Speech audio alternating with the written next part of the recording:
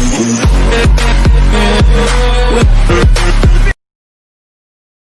perkenalkan, nama saya Iqbal Ramadan, saya dari Fakultas Informatika Tiba. Hari ini saya akan memberitahu kalian apa itu safety induction di dalam dunia pekerja. Ya, hari ini saya akan menjelaskan safety induction dan tujuannya. Safety induction adalah pendekatan atau pengarahan tentang keselamatan dan kesehatan kerja, K3, serta ketertiban proyek kepada pekerja, pekerja baru, tamu, dan kepada pekerja yang akan melakukan kegiatan pekerjaan dengan potensi resiko bahaya tinggi. Program safety ini dibuat oleh safety officer sebagai salah satu upaya pencegahan terjadinya kecelakaan kerja secara administrasi. Diharapkan tenaga kerja dapat mengerti dan memahami pentingnya keselamatan dan kesehatan kerja. Tujuan dibuatnya safety inspection adalah untuk mengidentifikasi potensi bahaya sehingga segera dapat diperbaiki sebelum terjadinya kecelakaan. Jenis-jenis safety induction di perusahaan. Safety induction untuk umum, yaitu pengarahan tentang K3 yang bersifat umum. Induksi ini diberikan kepada karyawan baru atau karyawan yang kembali setelah 6 bulan atau meninggalkan kegiatan di perusahaan tersebut setelah pulang dari masa cuti.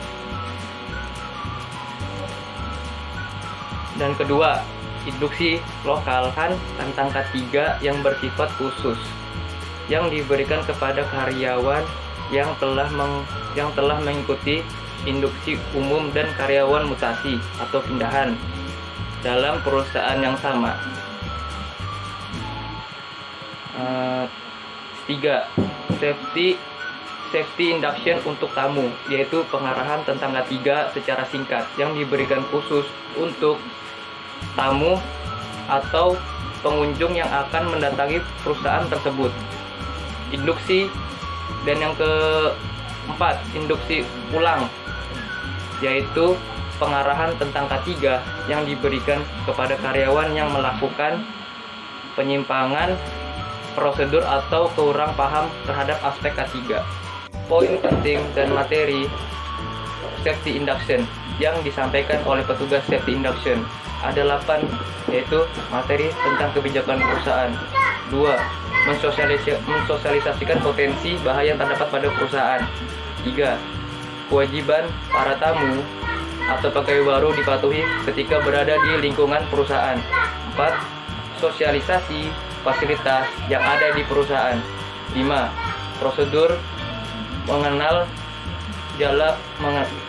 jalan mengenai jalur evakuasi dan tempat berkumpul atau master point. 6. Tim dan struktur tanggap darurat. 7. Prosedur ketika terjadi keadaan darurat. Yang ke-8, jadwal kegiatan HSE di perusahaan seperti HSE Talk, latihan, keadaan darurat, dan lain-lain. Cara mengidentifikasi bahaya dan penilaian risiko sesuai standar OSHA atau Occupational Safety Health Administration.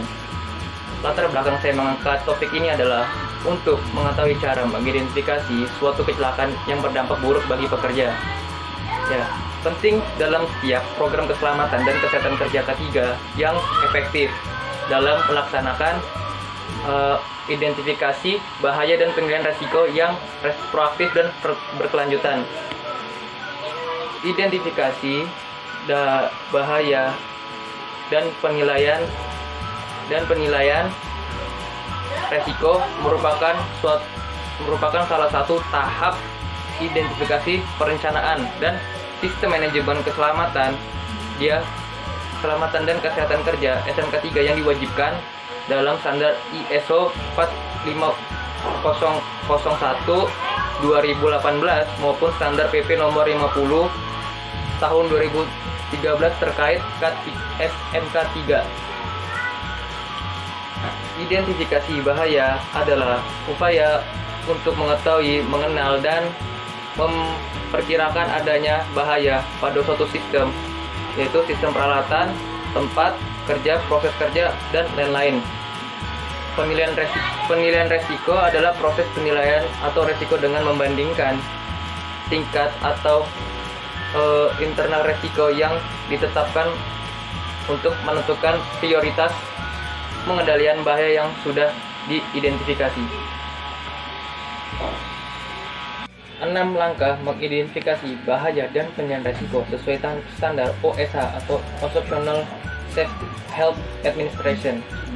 Sistem manajemen K3 yang baik bukan hanya membuat salah satu bahaya dan pengendaliannya saja, tapi membuat sebuah sistem atau prosedur yang memungkinkan semua bahaya dan risiko di tempat kerja teridentifikasi pengendaliannya. 1. Kumpulkan semua informasi mengenai bahaya yang ada di tempat kerja. Kumpulkan, atur, dan tinjau segala informasi tentang bahaya di tempat kerja. 2. Lakukan inspeksi secara langsung untuk menemukan potensi bahaya yang ada di tempat kerja.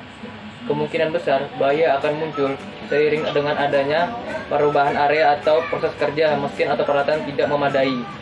Catatan, banyak bahaya yang diidentifikasi menggunakan metode sederhana.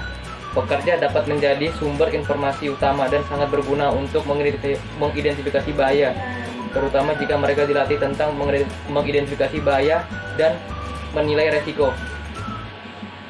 3. Langkah identifikasi bahaya terhadap kesehatan kerja. Suatu bahaya kesehatan kerja muncul bila seorang dengan sesuatu yang dapat mengakibatkan gangguan atau kerusakan bagi tubuh ketika terjadi paparan yang berlebihan. 4. Lakukan investigasi pada setiap insiden yang terjadi. Insiden di tempat kerja termasuk kecelakaan kerja, penyakit akibat kerja, near misses, dan laporan tentang banyak lainnya. 5. Lakukan identifikasi bahaya yang terkait dengan situasi darurat dan aktivitas non-rutin. Perlu Anda pahami, keadaan darurat dapat menghadirkan bahaya yang bisa menimbulkan risiko serius bagi pekerja. 6. Kelompokkan sifat bahaya yang teridentifikasi, tentukan langkah-langkah pengendalian sementara, dan tentukan prioritas bahaya yang perlu pengendalian secara permanen. Langkah berikutnya adalah menilai dan memahami bahaya yang teridentifikasi dan jenis-jenis kecelakaan atau penyakit akibat kerja yang dapat timbul akibat bahaya tersebut. Itu saja yang bisa saya sampaikan dengan saya mengangkat tema cara mengidentifikasi dan menangani bahaya menurut standar OSHA atau Occupational Safety Health Administration. Jika ada pertanyaan, silakan bertanya di kolom komentar. Jika ada kesalahan kata, saya mohon maaf. Assalamualaikum warahmatullahi wabarakatuh.